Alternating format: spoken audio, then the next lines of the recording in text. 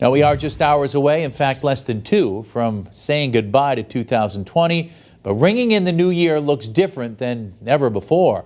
And Western Mass News reporter Lindsay Kane live for us in Springfield with more on that. Lindsay? Chris, normally streets would be flooded with people celebrating the new year, but this year most people stayed home.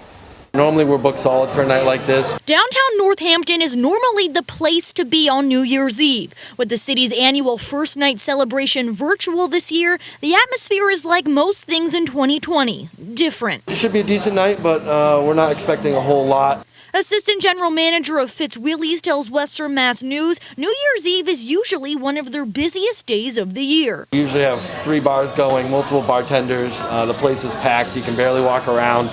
But nonetheless, we're making do with what we got this year.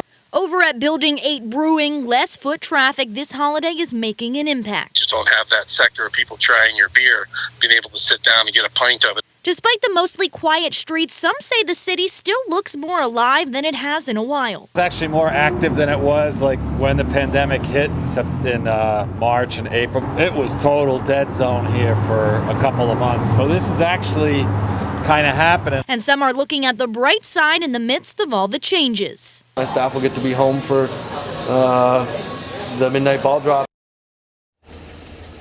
Bars and restaurants across the state had to close at 9:30 tonight. Live for Western Mass News, I'm Lindsay Kane.